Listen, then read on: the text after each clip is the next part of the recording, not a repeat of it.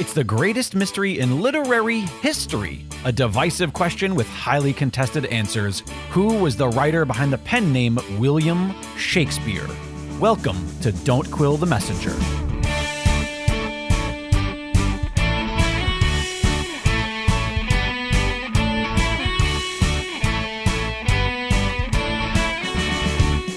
Here's your host, Stephen Sable.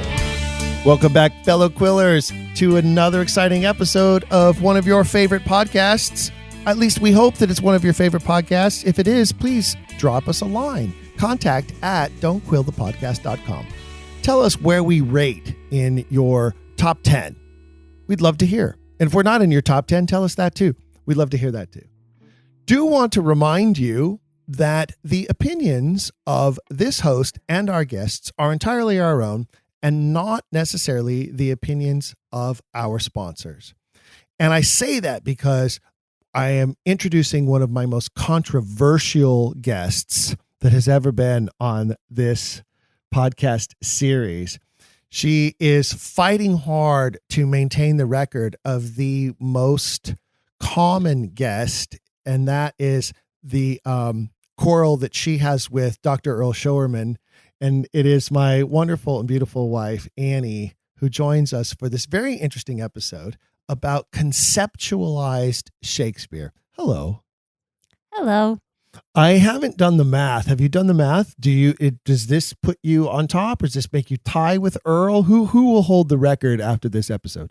I have not done the math. I hope, Earl, if you're out there, I hope you've done the math, and hopefully I'm taking you down with this one. Earl, I expect you to send her a heated text message right after you listen to this with the math and let her know who's truly boss.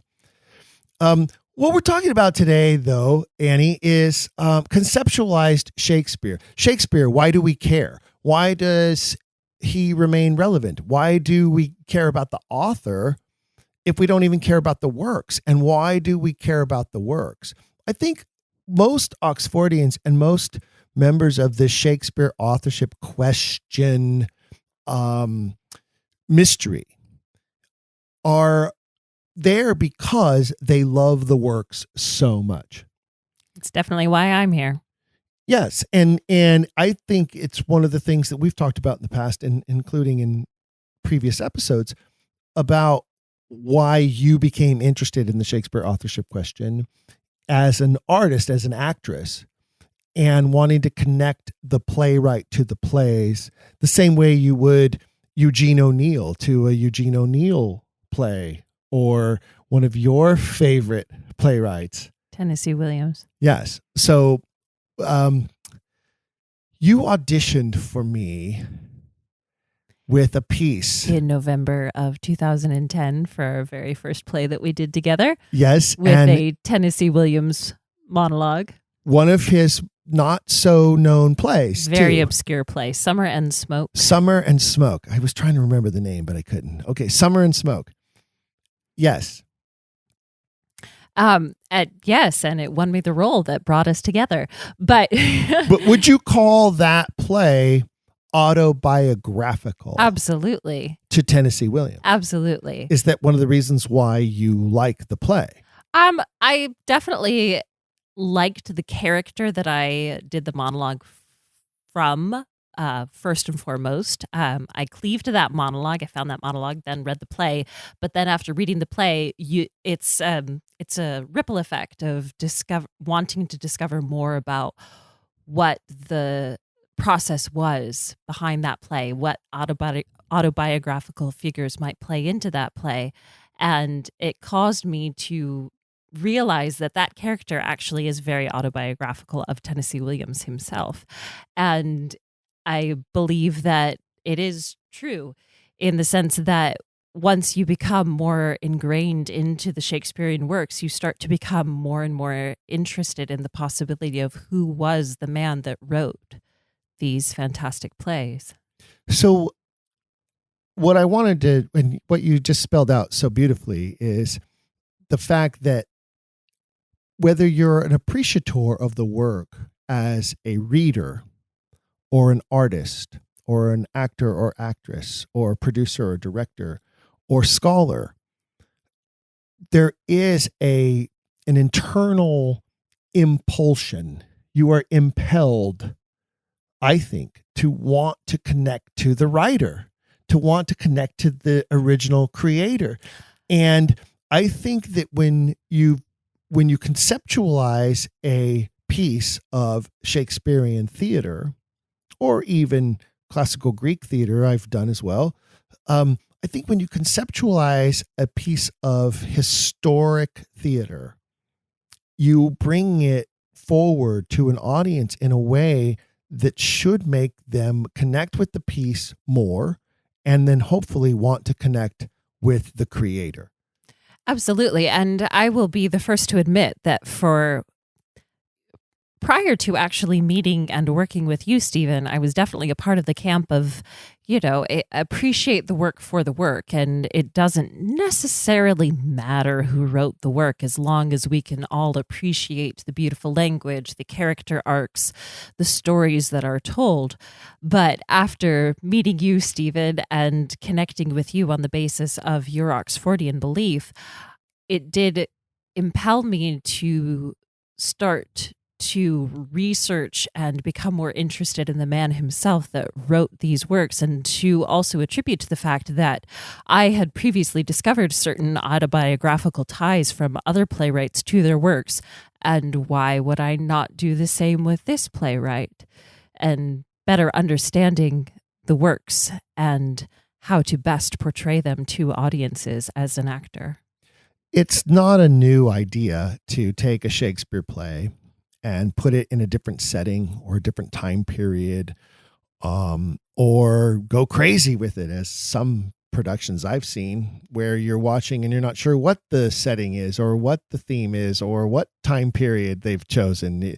In some mostly modern productions that are occurring in major Shakespeare companies today, they have a concept of allow the artist to do what the artist wants to do. So the director is going one direction and the costumer is going in another direction and the set designer is going in another direction.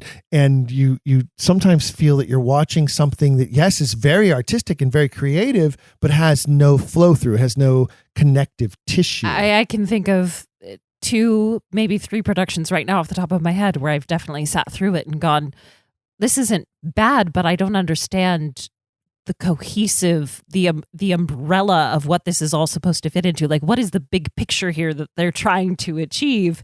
Or is it all just a bunch of like lone trees without a forest to tie it all together?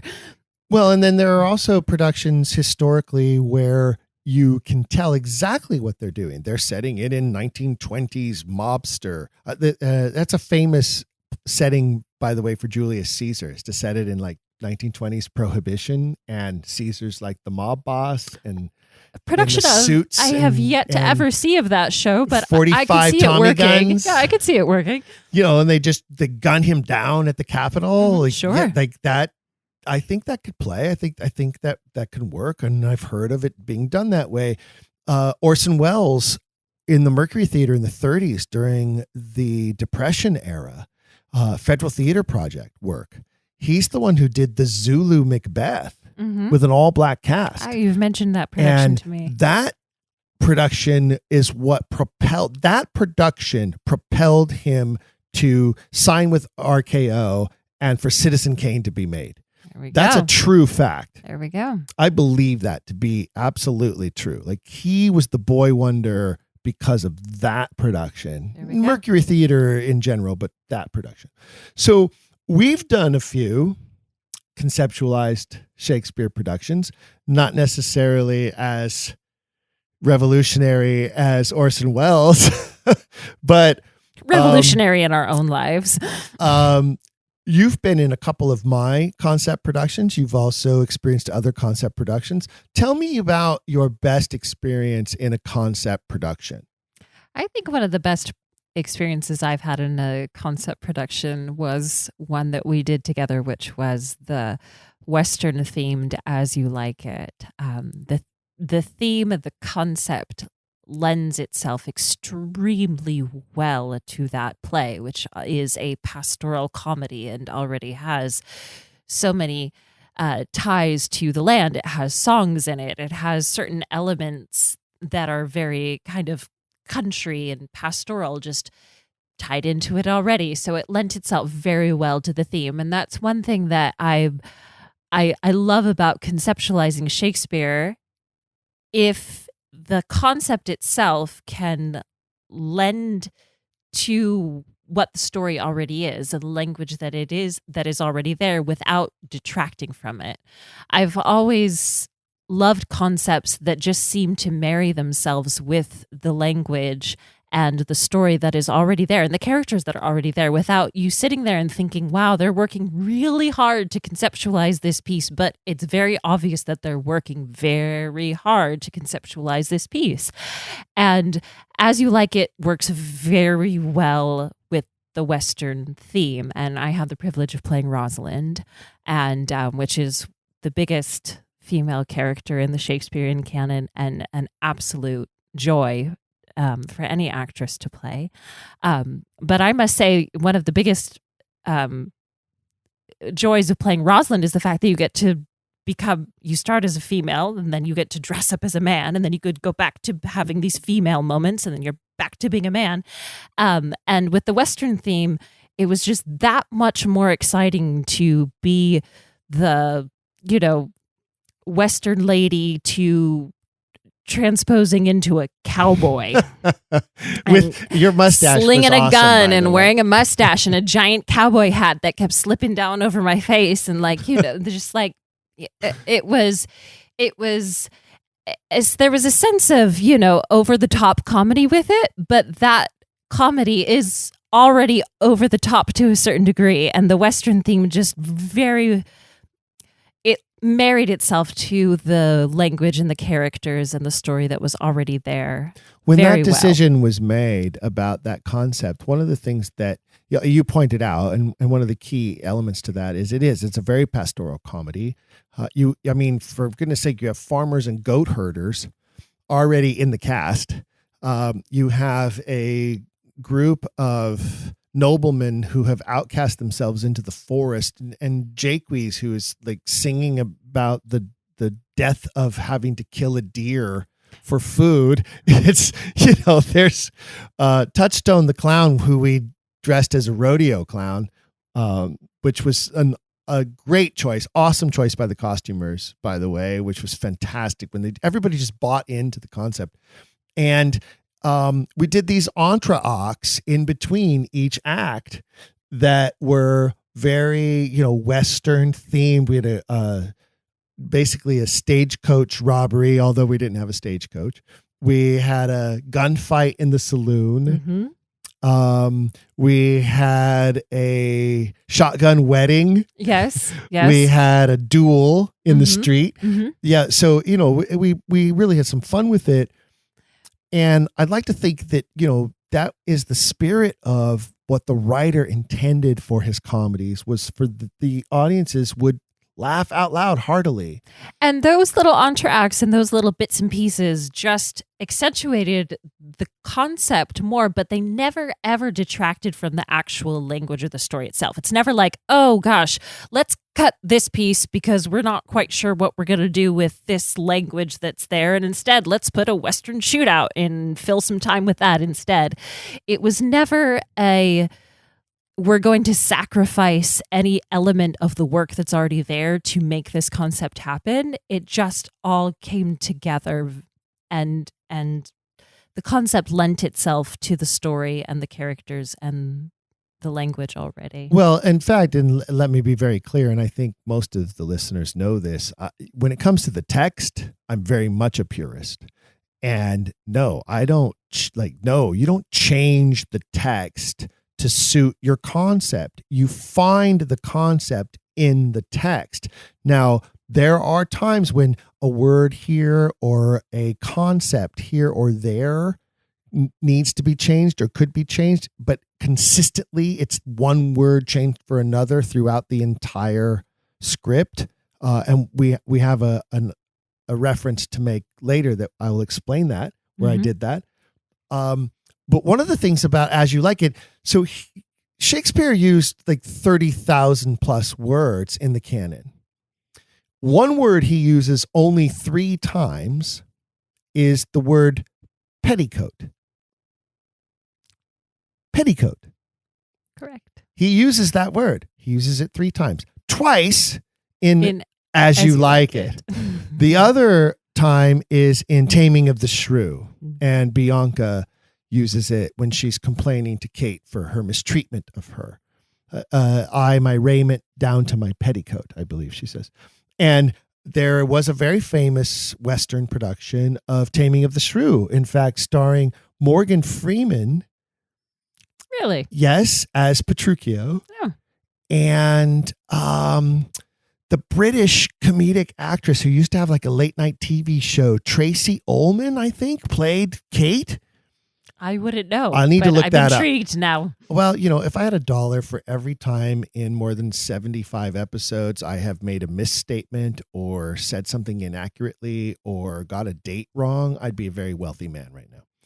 But nonetheless, I'll look that up. Morgan Freeman, I believe, is Tracy Ullman. I could be wrong, but that's that was a Joe Papp Shakespeare in the Park production in the late 80s, I want to say. I could be wrong about that too, but if I had to put money on it, if Alex Trebek were here, I would say, Alex, I'll take late 80s theater in the park for $1,000.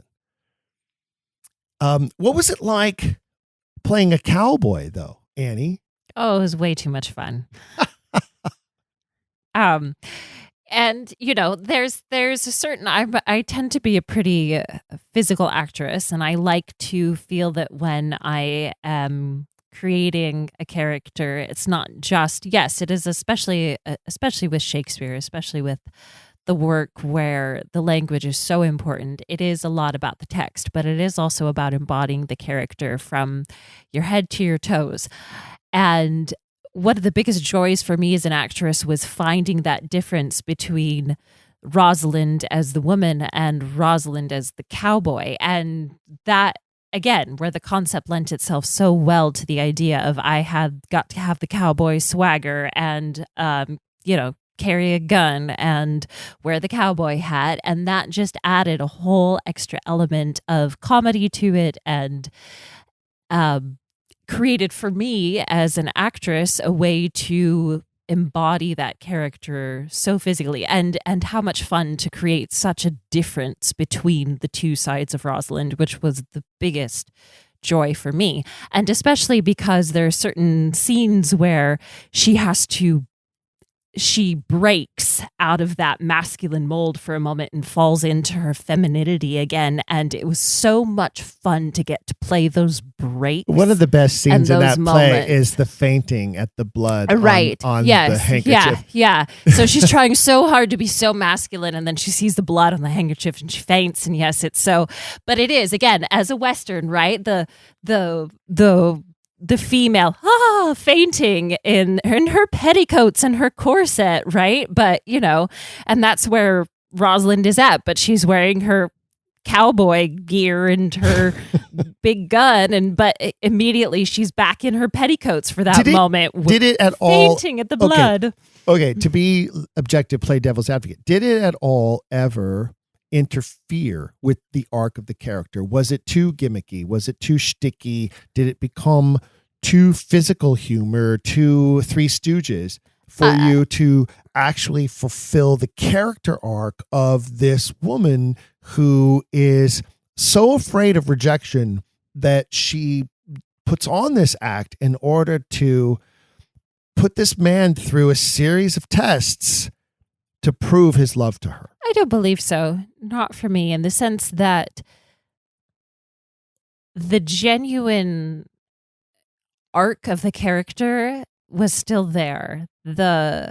And you think about As You Like It, Orlando and Rosalind fall in love with each other rather quickly. I mean, it's a very much a Romeo and Juliet type of thing, only in the comedy setting. They fall in love with each other rather quickly, and they are very young. And so that type of feeling, that genuine, feeling of being in love and all of the ups and downs that come with it, I don't feel that the concept itself detracted from that at all. And that truly is the biggest thing that Rosalind is going through is that inception of the new love, coupled with the fact that she is also searching for her father. And so she's caught between, yes, she's going out to, she's looking for her father, but at the same time, she's also, pursuing this love of her life in when she finds Orlando and starts giving him these lessons from the perspective of a man. It's the genuine feeling of a young woman who is in love, but still has her attachments to her father, her familial attachments. It was very much still present. And I think, again, just added a whole new layer to being able to grapple this character is to maintain that genuine connection to the very real feelings that character is having, while still accentuating and capturing this concept that we have. And okay, so I don't believe it detracted from it at all. Knowing what you now know as an Oxfordian, answer this question, please. Is there a layer within the character of Rosalind that is meant to portray Queen Elizabeth, and that same attachment to daddy, the father that left her, right, by dying when she was very young, and this insecurity when it comes to, do you really love me for me, or do you love me for this reason of that I am a queen and that I am a princess and all of? Is there a layer, the largest female role in the entire Shakespeare canon? And so many scholars have pointed to so many other roles that are elements of Elizabeth. Would you say that is a layer of Rosalind that is Elizabeth inspired? I will say this, in that I don't believe it is a coincidence in any way, shape, or form that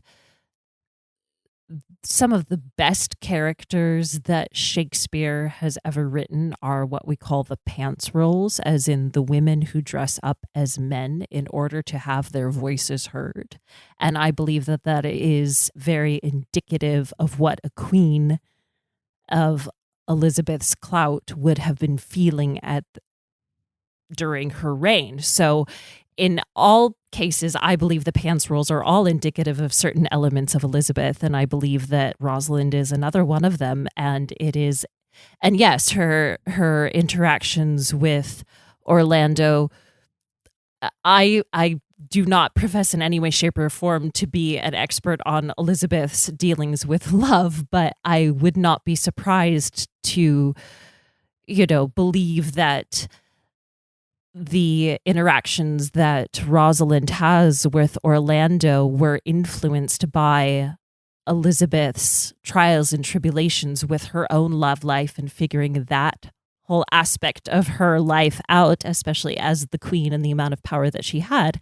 And again, I believe that with the female roles, yes, it's look at Portia, look at Viola, look at Rosalind, some of those fantastic pants roles, they all have elements of Elizabeth in them.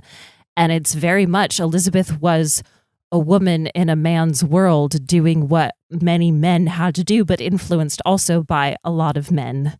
And I think that all ties in together. Do Shakespearean actresses put the pants roles at like the top of their bucket lists of roles that they eventually want to play, or at least check off at some point in their lives? I believe definitely at an age range, because a lot of the pants roles are for a certain age range. And that's definitely, one of the best parts about having a Shakespearean bucket list as a female is that you can start at, 16 and go up to, 60, 70, 90, 80, 90 if you have the capacity to remember all of those lines. Like Maggie Smith is 80 something, and if she wanted Maggie to be Smith is in her early 90s, Stephen. Late 80s and early 90s. But yeah, the point being is whatever role she offered to play in any production I was putting on, if she wanted to play Juliet, I would cast her as Juliet, damn it, and cast around her. So what I mean is that. So yes, I believe that and especially at an age range that I am unfortunately about to pass out of, and move on to the next age range of Shakespearean female characters to play. But the pants roles definitely are that, late teens, early 20s, even potentially into your 30s if you can stretch it that far. But they are fantastic. And yes, you covet them and you want to play them when you are that age range. And that is the age range when you're working your darndest. If you still believe you're going to be an actress, that's when you're working your hardest to do so. So you mentioned Portia, and she's definitely one of the signature pants roles. Also in a comedic setting, but in a play that is very difficult to produce and has caused a lot of fervor over the last several hundred years. It's touchy, it's sensitive. Taming of the Shrew is another one that can cause some fervor, or people raise an eyebrow about the subject matter and the themes and what's happening. But we had the occasion to be involved with a production of The Merchant of Venice, where the director, Ron Miltz, one of my closest friends and one of the best directors that I have worked for, with, and over as a producer. And in this case, I was the producer. He was the director of a production of Merchant. And Ron is a commedia expert. His forte, his specialty is commedia dell'arte. And he decided he wanted to do a commedia dell'arte production of Merchant of Venice and use all of his skills. And what we found when we did that was that all of those characters were very easily defined by the stock commedia characters and able to wear the masks that went with those characters. And a decision was made in the production process that all the Christian Italian characters would all wear the commedia masks, and the Jewish characters would not. And then at the very end, when Shylock receives his sentence and he is forcibly converted, they put the mask on him. The dottore style, doddering fool style mask on him. And the profound statement that made about a societal norm or push controlling the independent or the outsider or the unique idea, to their conformity, was magnificent to watch in this very funny, very comic, very physically charged commedia production. And it made me wonder if that wasn't the intent of the writer, which immediately says, okay, well, yes, Edward must have loved commedia. He was in the houses of commedia during its peak and heyday. And there are so many productions in the Shakespearean canon, 13 set in Italy, by the way. Mm-hmm. More so than any other place. Yes, and so many of them commedia style. Taming of the Shrew is full of commedia references. Isn't there a very popular production of commedia? There is. Mark Singer plays Petruchio. Yes, and that is believe it's an American, it's an AMC PBS special type of thing. Mm-hmm. American theater wing or something. Yeah. And it's like real traditional commedia where they're only using like the standard red, white, black colors and all of that. Right. Yeah. Like they went real deep into that dive. It's a magnificent performance, wonderful production. But so there is a point where you can see these influences and you can take them to the extreme. And this is what we did with Merchant of Venice. We went to, what was our concept? Our concept was what we believed to be the origins of the play. Mm-hmm. And it's ironic that that became conceived as a concept production. Interesting. Yes. Yeah, absolutely. Well, and it touches upon, like you said, with the commedia, it brings out, like, it creates a bigger, larger scale version of the themes, the concepts that are already within that play. In the same way, just tying it back to, As You Like It, the Western theme brought out certain elements of that play that were already there. And again, that just touches upon the idea that the concept should only, I think, accentuate what was already within the text and make it even that more accessible to somebody who's watching it who might not be as familiar with the text, right? Or make it that much more understandable, or that much more palatable, or that much more enjoyable to watch as someone who's witnessing, watching some of these works for the first time, or who is very new to it. And that's one of the ways that concepts can really help to bring and incite people's interest into these works. Well, you mentioned that sort of like larger than life aspect of it. Mm-hmm. And I think particularly with the comedies, that's very true. Yes. I do think that there are a couple of tragedies that are meant to be that big. And it wasn't but a few episodes ago when Dr. Earl Showerman was my guest, and your rival was here on the program, and we were talking about Titus Andronicus. Oh, a fabulous episode, by the way. I listened to it like 3 times, and I'm sure he'll thank you too. It's always a great time when Earl and I are together and we're doing an episode. It's true. And he is the Greek master, and he always will be the Greek master of the Oxfordian movement. And it was so wonderful to have a discussion with him finally about that play that he had resisted for so long. One of the things we talked about very briefly, because it wasn't the nature of the episode, was a concept production that I have produced of that play in a Victorian vampire sort of interview with a vampire setting. Mm-hmm. And that sort of grand guignol, right, larger than life aspect, that grand puppet, I believe is the true. Yes. If Elizabeth Wagaman were listening, she would, because she's the French expert, she'd tell me exactly what the meaning of grand guignol is. But I believe it's like big puppet or large puppet. And when you think about the aspect of that being bigger than life in order to be able to accept the reality of life. And I believe that that's what Greek tragedy was always intended to do. I believe that's what Shakespearean tragedy is intended to do. They bring about that catharsis. Mm-hmm. Yes. By emphasizing the horrific pains and losses of these characters, it helps us to better deal with our own pains and losses. And Aristotle, in his Poetics, was one who first touched on this and said, this is important to humankind. This is important. We need to be able to do this. I agree.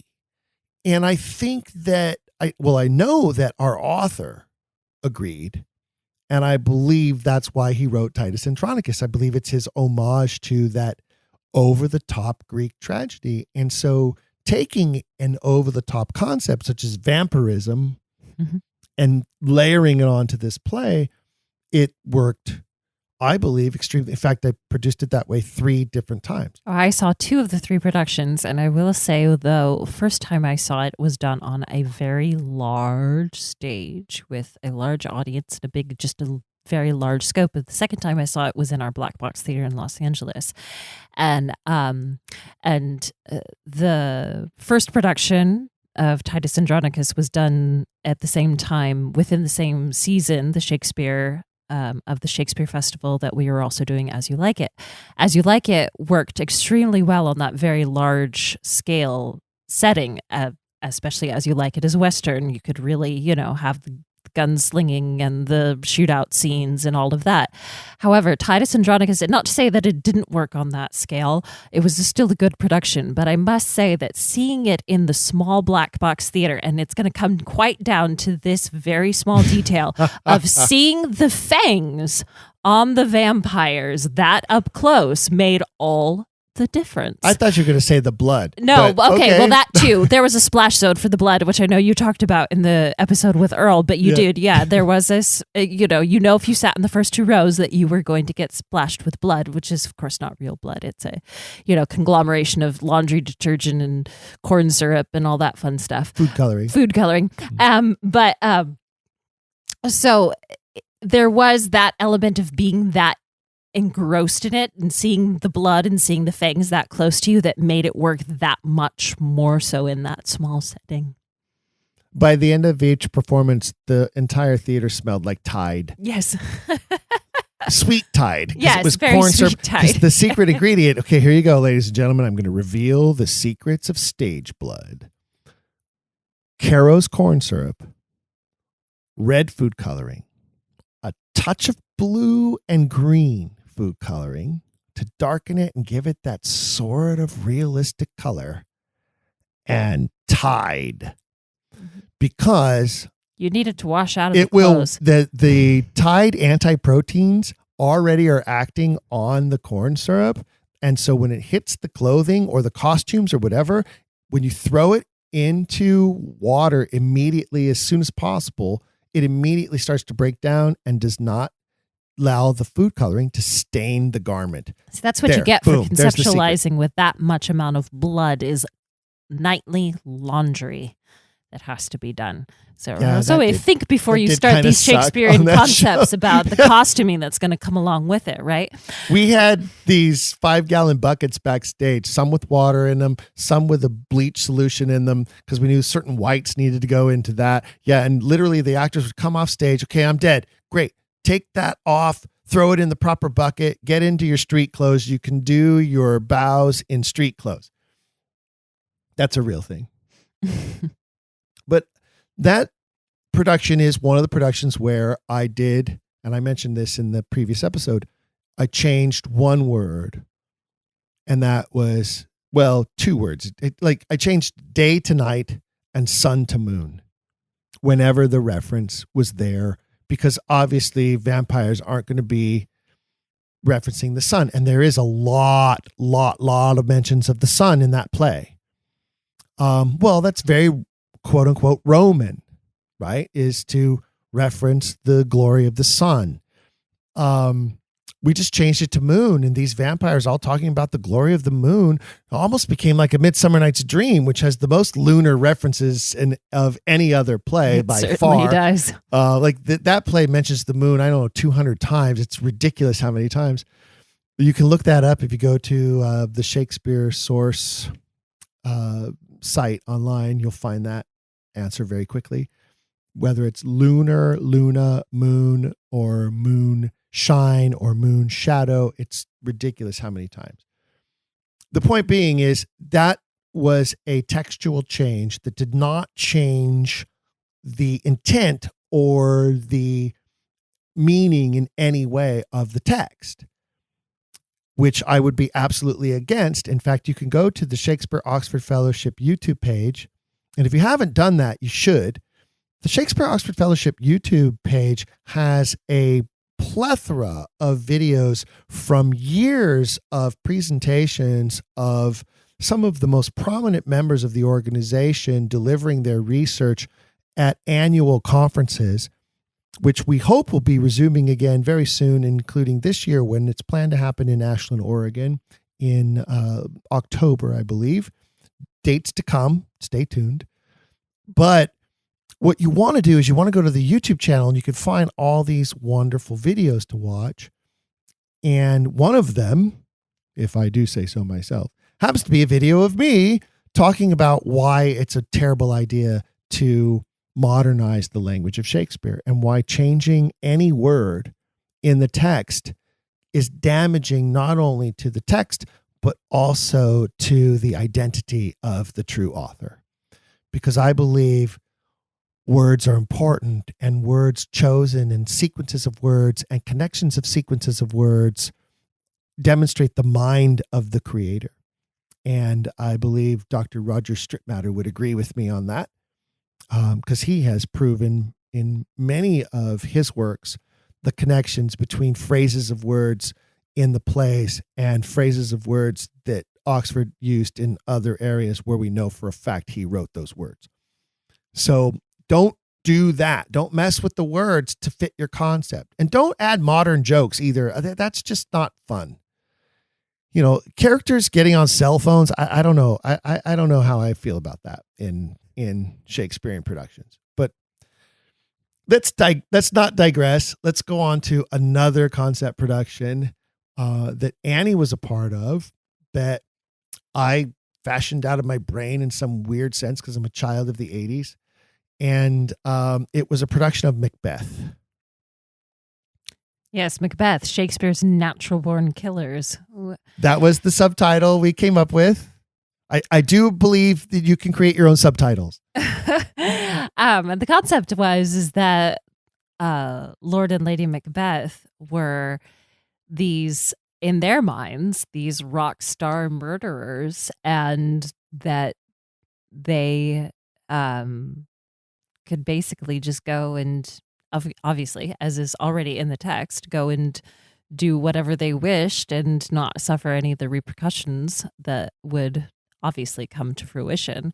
However, what comes to pass and you realize is that they are actually patients at a mental institution. And it's all truly in their minds. They're not really these Shakespeare's natural born killers, these rock star murderers. They are actually just patients at a mental institution, and the witches were the orderlies, and there was a fantastic I think one of the best soundtracks that was ever put together to come with it. But you can only do that in live theater. If I had to pay for that music to do that, like for a film, it would have cost more than the film. Or we did to get to we did. Some great we music found together a lot with of it great for the set changes 1980s and things, right? rock songs that referenced hell or the devil. Following the theme of sort of the porter, who is the porter of hell, and I grew up in the 80s, and it was the decade of death. It was the decade of a lot of other things, the decade of, new romantic music and 80s hair bands and some of the greatest music ever made, in fact. And we demonstrated that in the show. But it was the decade of death. You look it up. I challenge you to go Google crime rates and death rates. And we think there's been a rise in crime. There truly has been a rise in crime in the last several years. Nationwide, and that's terrible and not good. But we've seen over the last couple of decades this real strange phenomenon of school shootings and workplace shootings. But yes, in the 80s, we had a huge number of serial killers. mm-hmm. Like people who were literally like really weird, creepy people who were like just killing multiple people over and over and over again, and sometimes exact same ways, and with like a tremendous amount of serial killers in the 80s. And for some, like that went away, and we got school shootings and public shootings instead. But in the 80s, it wasn't uncommon for us to be watching the nightly news, and police are trying to find this serial killer or that serial killer, the Night Stalker, Jeffrey Dahmer, the Gemini killer. It went on and on and on. And so what I thought when I was reading Macbeth one day is that these two people are serial killers. Once they get started, they can't stop. Like they keep killing and wanting to kill. And it shows a psychopathy. Mm-hmm. And it's a perpetuation of power that they believe that they have. In the concept that we put it as, yes, it's all perceived power. In the classical structure, of course, it is actual power that they obtain. But it's one of those senses of like, once you get that taste of power, it just continues to perpetuate and perpetuate and perpetuate. And then I remembered that Woody Harrelson movie. It was Woody Harrelson, and I can't remember the actress.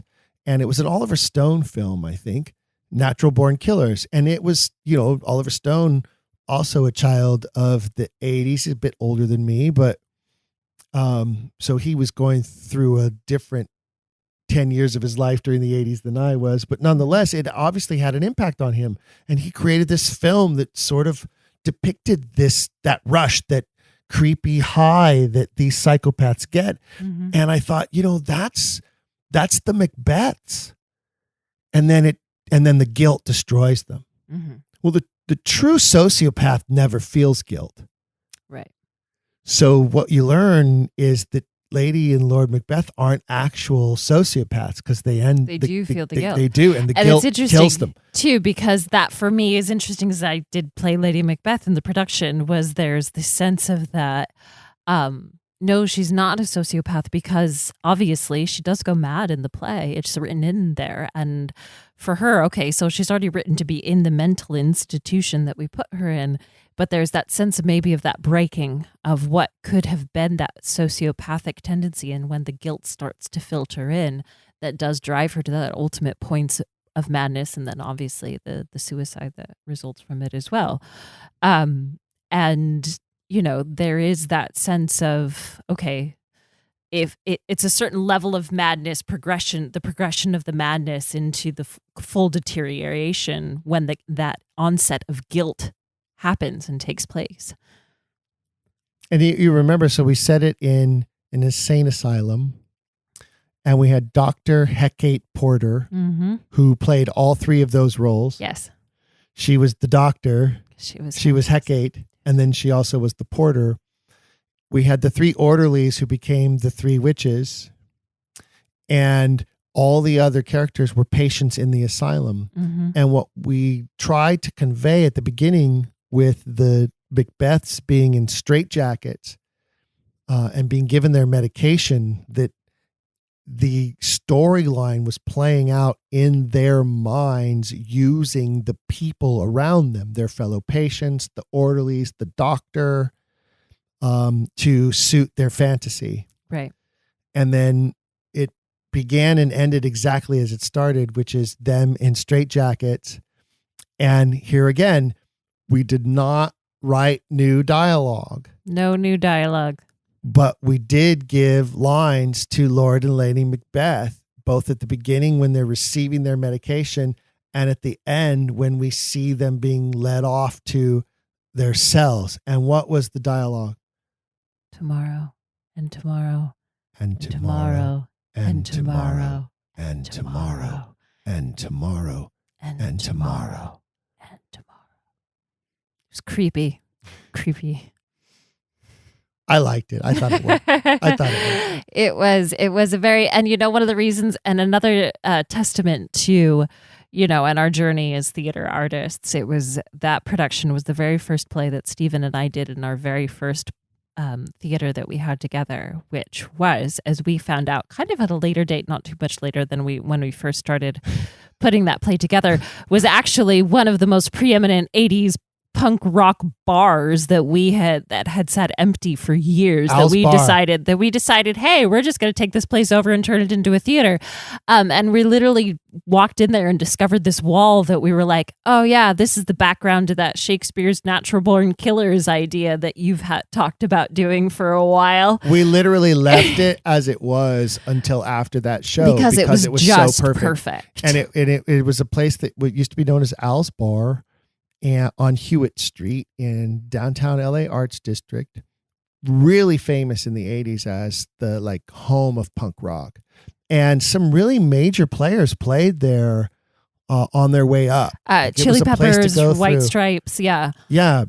We learned that later after we were. And here's one of the things that I'll say that I'll just time back to again, the whole idea of this episode and being that, Shakespeare's concepts is in helping us to care, helping us to remember why this playwright, whomever you believe he may be, obviously we most of the people listening to this podcast believe that it was the Earl of Oxford, but whomever wrote the plays, why do we continue to want to see them produced? Why do we care to read them? Why do we want to see them? And it has to do with the timelessness, but that also has to do with their ability to connect to so many souls on so many different levels.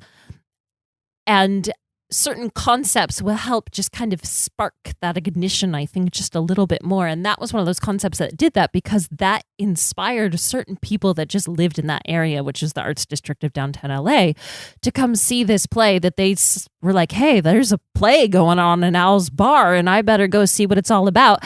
And it happened to incorporate some music that they knew, and the costumes and the theme was something that they could connect with, which You were wearing guided skin-tight them. hot pink hot pants. I still have them somewhere, I think, and that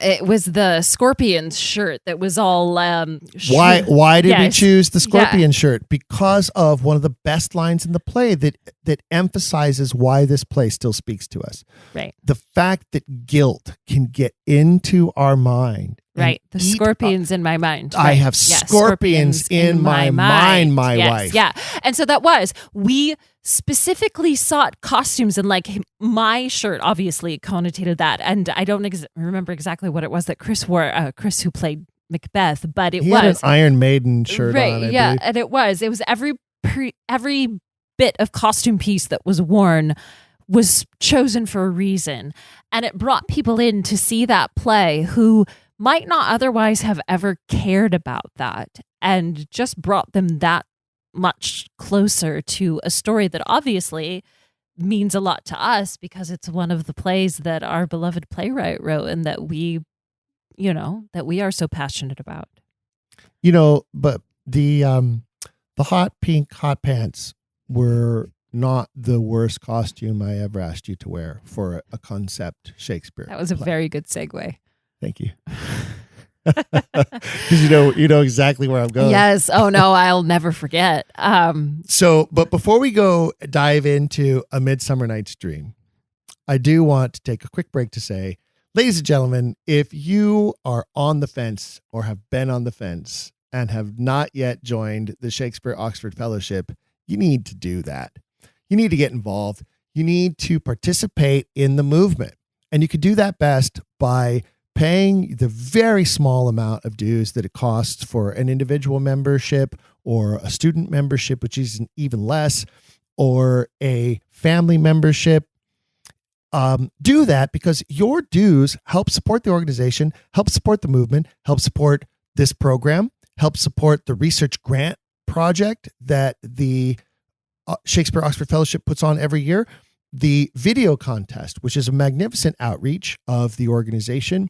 The more and more people we can reach, the better chances we have of achieving the goal, which is to make sure that credit is given where credit is due. And that's ultimately it, isn't it? My friend Dorothea Dickerman always says, we are here to serve our Lord of Oxford. Help me do that, please, if you would, by joining the movement. Wear the Oxfordian colors. You can also help support this program by going to the Dragon Wagon Radio swag shop and purchasing merchandise. And that money goes to help produce the program. If you do decide to join and you have a loving spouse, such as I have, then I would encourage you to take the plunge and invest in the family membership, which I did for the very first time this year. I finally went for the family membership to make sure that my wife is included. She is a full-on convert now, folks, and she is now an upstanding, valued, trusted, voting member of the Shakespeare Oxford Fellowship. Hooray! Won't you join us? Please do. You can find information at the website shakespeareoxfordfellowship.org, shakespeareoxfordfellowship.org, shakespeareoxfordfellowship.org. Do it for me. Now, A Midsummer Night's Dream. Oh my.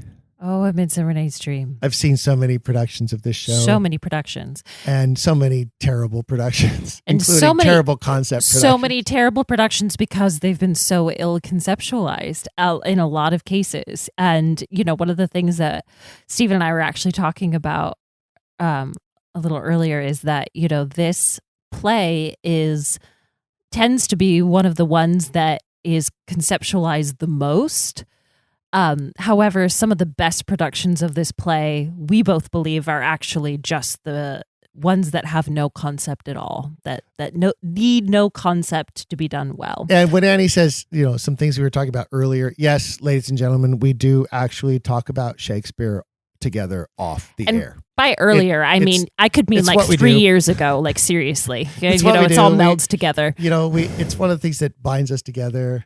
It surrounds us. It binds us. It's the force. Shakespeare is the force. We don't just finish each other's sentences. We finish each other's Shakespeare quotes. Nice, honey. That's awesome. Anyway, so Stephen actually is quite the purist when it comes to Midsummer Night's Dream. Except for once when he has produced this play eight times? Eight times. 8 times. And 7 out of those 8 times have been done. And I've been in it twice more on top of that. Purely classical with no concept, except for that one time that his wife came to him and said, "Hey, I have this great idea of how we should do a Midsummer Night's Dream."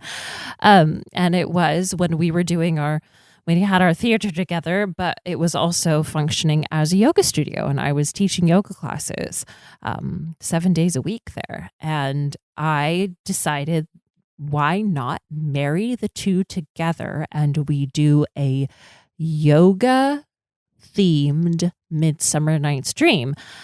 And Stephen and I both kind of took that a step further when we first just kind of thought of the idea. And it's not just a yoga themed, but it also ties into a lot of the Hindu aspect.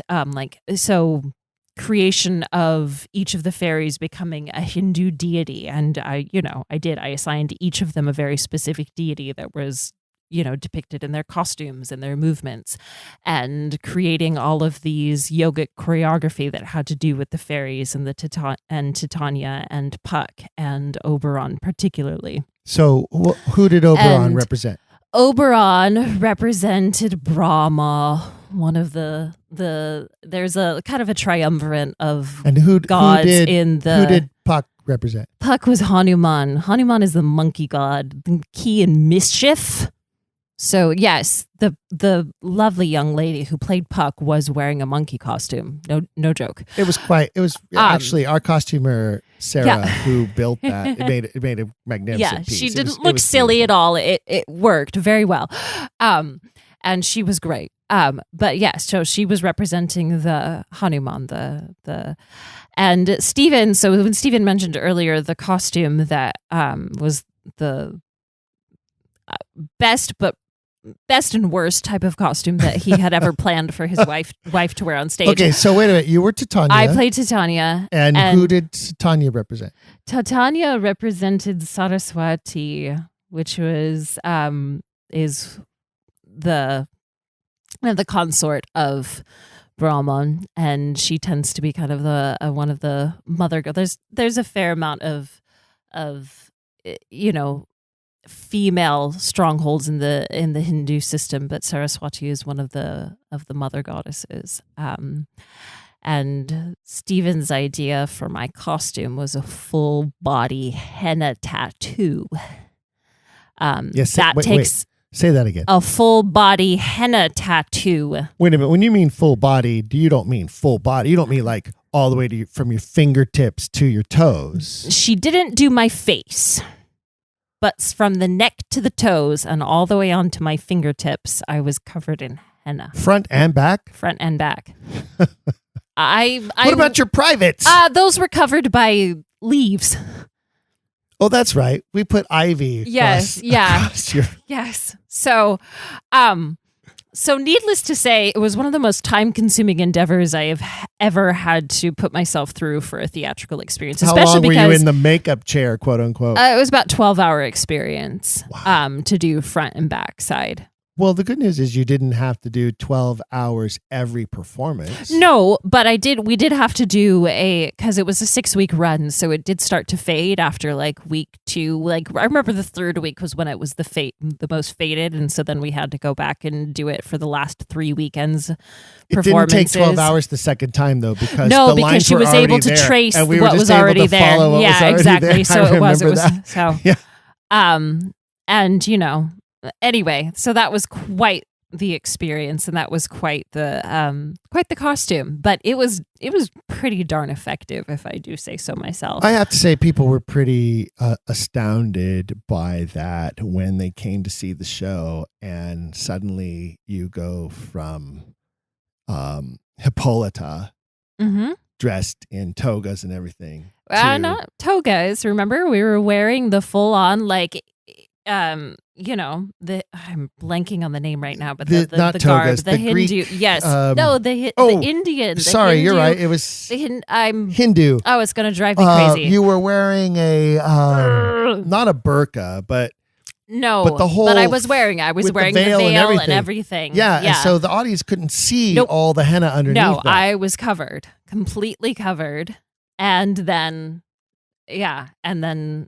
you come out as Titania, and they went, "What the hell just happened?" Yes, exactly. No, it was pretty cool. And so in my mind, it was something that I thought embodied that play very well. I spent a lot of time putting together the music for it and putting together the choreography for it. And but I will admit that it was a concept that lent itself particularly well to one aspect of that play and didn't necessarily.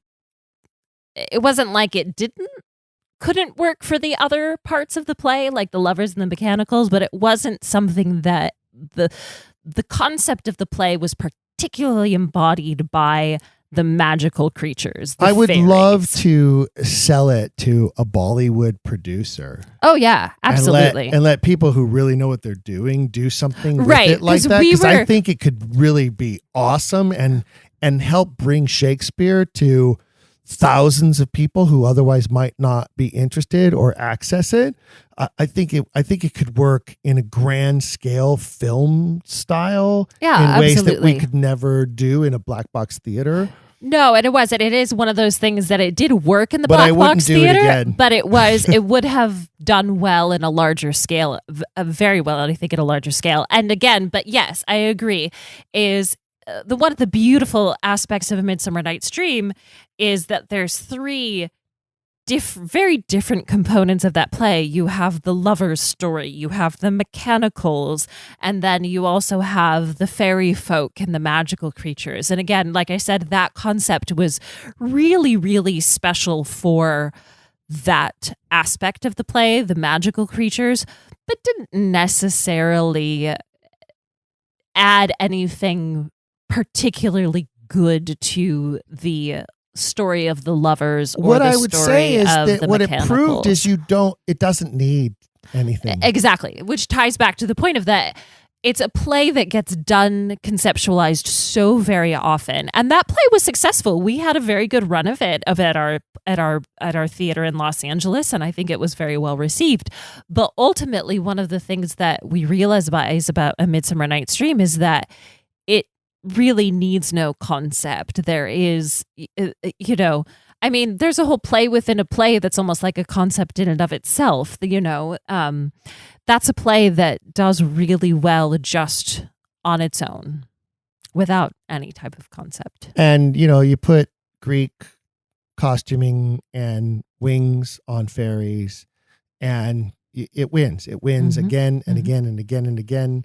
It's how I will always produce it from now on. I've seen other concept productions of it. As you say, everybody tries to conceptualize it. I think it's because it is the most popularly produced Shakespeare play of all time.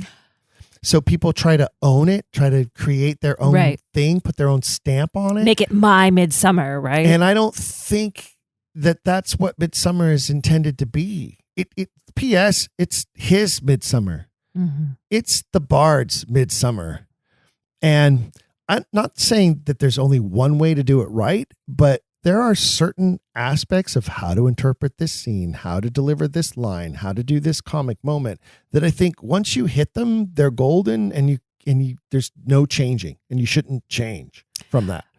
And I remember I saw a production of Midsummer Night's Dream when I was studying in London at the Royal Shakespeare Company that I remember particularly the fairies were puppeteers, and there was the lover scene, which is a fantastic scene, and that was a really great moment of that play, the fairies were playing puppeteers to all of the lovers. So basically, with each one, and they did it because they have a tremendous budget, obviously, to be able to do things like this, is they had the fairies elevated to be playing with these puppet strings with the lovers, and the lovers would do something, and it was like the fairies were puppeteering them through the entire scene, and it was choreographed immaculately. And I appreciate that a lot because of my dance and yoga background and my physical theater background. I appreciate work like that a lot.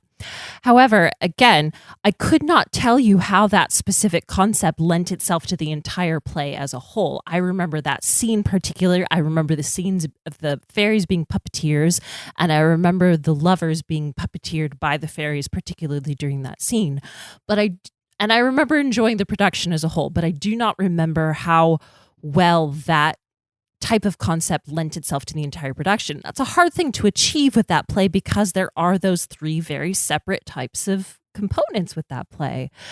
And again, it's one of those reasons why I believe and agree with you, is that some of the best productions are the ones that are just done purely as it was written, and just let it be what it is. One of the beauties of the structure of that play is that you can actually hold rehearsals in 3 different groups and 3 segments throughout the rehearsal process. And many of the actors aren't called every night, and they are working on their own, hopefully learning their lines before they come back to the next rehearsal they're called to. But it really is 3 separate groups that all combine at the end, so to speak. And if you disjoint that, however, if those 3 groups aren't fully and solely connected to your theme and your process, that can show through in a performance as well. I remember seeing a production many years ago at a theater company in Glendale, Pasadena area, a classical company there. And they did a production of it, and they went to that sort of German fairy tale aspect that's dark, right? Like the original, like true, like moral, like Cinderella's stepsisters cut off their toes in order to fit into the slipper kind of thing. And they went really dark with it, and it was terrible. It was horrible. And at the time I worked as an entertainment editor for a daily newspaper, and I was there as a reviewer, and I wrote a review, and I panned it severely. Not not meanly or cruelly, but I was honest, especially for the ticket price that they were charging people to see at that time, really high for that particular theater company. And I ended up winning an award with the Society of Professional Journalists for the Los Angeles newspaper region, including against the critics for the LA Times, for that review of that show. And that's one of the like little plaques that I have in my office space that I'm most proud of, is having beat out the LA Times critics for writing a review that was very true, very honest, and very educated, of course, because I'm a Shakespearean guy, about a production that I really did not like. It's and quite honestly, I would say one of the best concepts you can give to Midsummer Night's Dream is the opportunity just to do it outdoors. And sometimes that is the perfect thing that you can do for Midsummer, is just take it outside. We were just talking about the theater company in Glendale. I worked for a theater company for a summer in Topanga Canyon that there's bread and butter every season for who knows how long at this point, probably 2 decades, has been doing A Midsummer Night's Dream in their beautiful outdoor theater setting in a purely classical type of setting. And it's just the magic of being outdoors that I think is part of what, if you can take it outside, that's one of the best things that you can do with that play. And then other than that, just let that play be what it is. It's really hard to go wrong doing Midsummer underneath real trees. Right. And, having real vines or flowers or, a bower for Titania. Obviously a major successful option to do, which is why we will be doing that this summer here in Southern Oregon with the Rogue Valley Shakespeare Company. And in June, we'll be producing it'll be my 9th, 12th. Depends on if I'm in it, but I produced it, or I directed it, but I didn't produce it, but I directed it and produced it. Anyway, it's going to be my 11th go with this play, all combined. And, it's one of the things that Shakespearean artists know to be true. You will have a lifelong relationship with this play, period, no matter what. And it's one that I think you come to terms with and realize it just has to be done the way it's written. And there are certain other plays that I say as well. I've most recently I've seen productions of Romeo and Juliet and Hamlet that you have done, but also I've seen other productions of Romeo and Juliet and Hamlet where they pretty much don't mess with it. You leave those plays as is. They're classical productions. And those, and you can say Romeo and Juliet, Hamlet, Midsummer, probably the top 3 as far as popularity and production, numbers of production go. And those 3, you don't really need to tamper with at all, right? They need no concept in order to make them what they are. I have not seen a Hamlet concept production that was worth anything. I don't think I've ever even seen a Hamlet concept production. Oh, we did. We went and we watched in the movie theater. We saw Oh gosh, you're Benedict right. Cumberbatch. We did. You're right. You're right. We did. And Syrian Hines played Claudius. Yeah, he was the best part of that show. He stole the show. Yeah. Yeah, and what was the concept? If you I don't watch even know. that I couldn't version, tell you. don't really know what the couldn't really concept tell you. is. Yeah. It's disjointed. It doesn't have a flow through. Why do any of that to use your money, to use the money they gave you? I would say, Maybe. when the concept, again, as I'll say right from the get-go, is that when the concept marries itself perfectly to the text and to the characters and to the story that is to be told, then it just is, it accentuates the timelessness of these classic plays. But when it doesn't, it detracts from it, and it creates disturbances and distractions where there shouldn't be.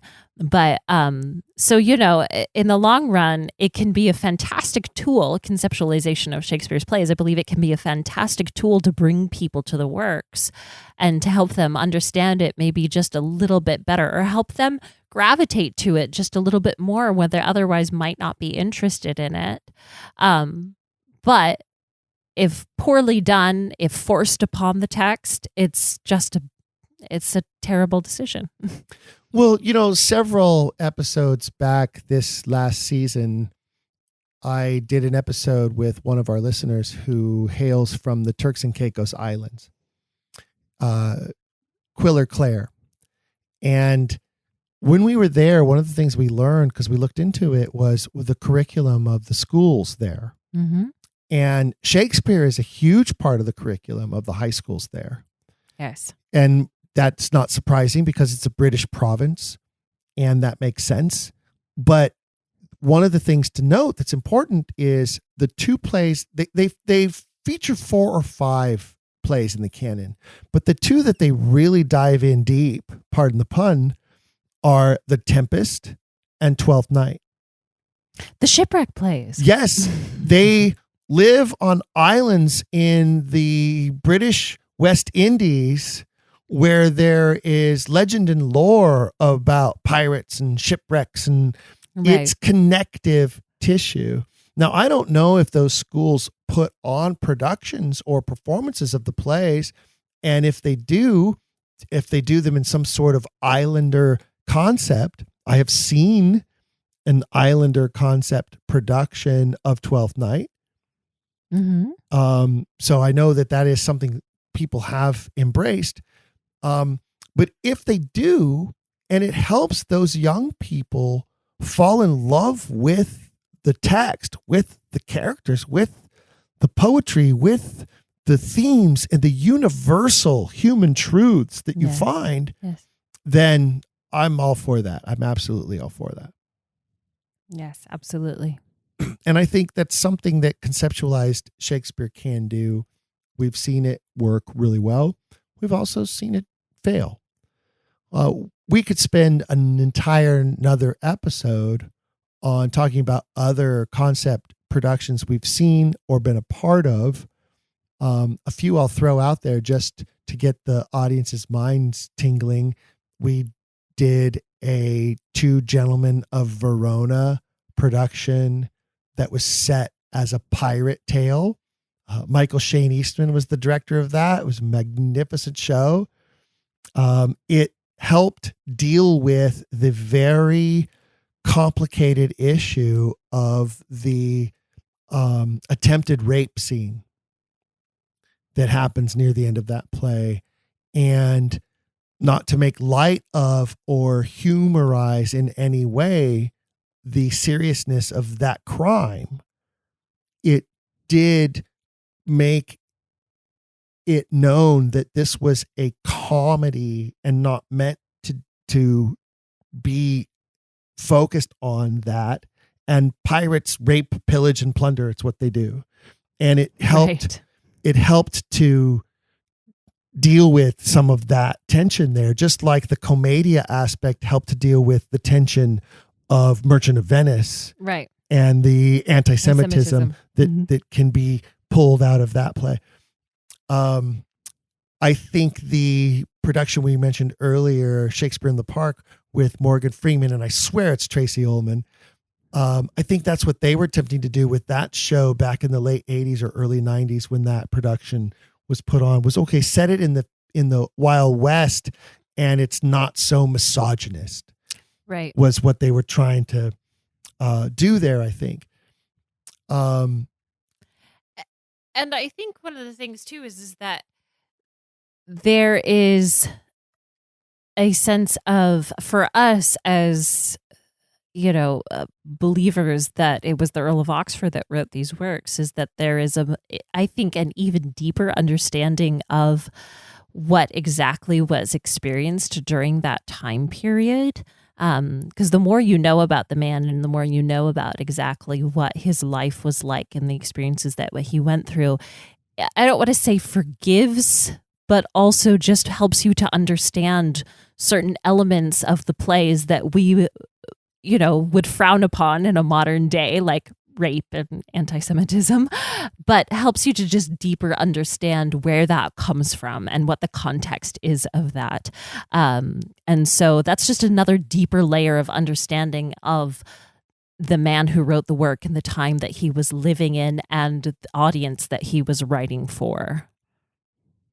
Well, and you could look at Two Gentlemen of Verona and say, well, what if that is a metaphor or allegory for what happened to Anne Cecil de Vere? Right, exactly. Is Oxford in Two Gents pointing out the rape of his wife that led to the child that he disavowed for the first 5 years of her life?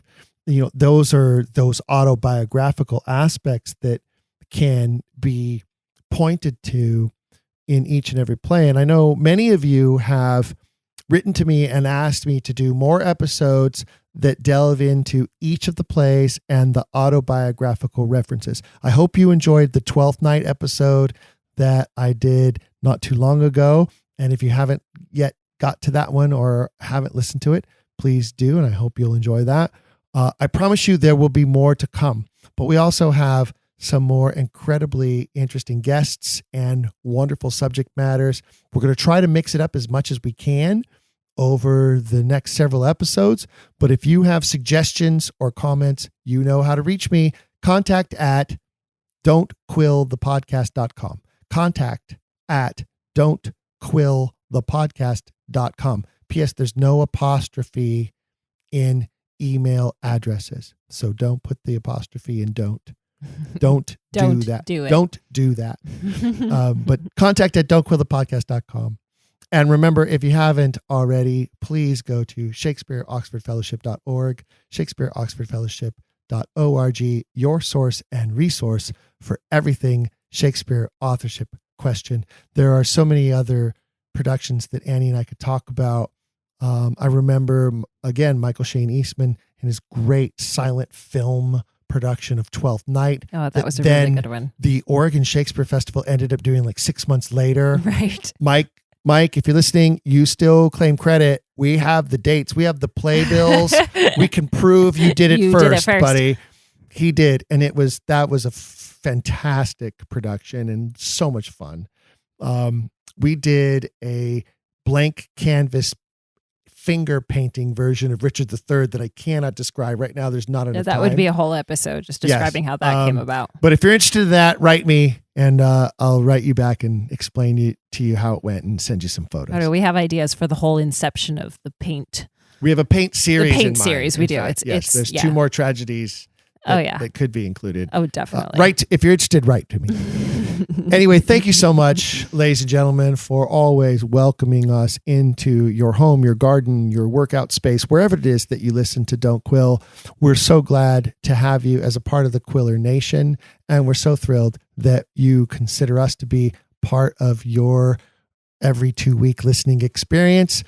And we always will remind you of this one crucial idea. Keep asking questions. If you've enjoyed today's episode, please leave a rating and review in your podcast player. For even more, visit our website, don'tquillthepodcast.com. There you can find official merchandise in our shop, as well as a link to our Patreon. This show is made possible by people like you. We hope you'll consider showing your support by becoming a monthly patron, where you'll receive bonus material and tons of exclusive perks. You can also join in the conversation on our Discord and by following us at Don't Quill the Pod on all social media. All of this can be found at don'tquillthepodcast.com, don'tquillthepodcast.com.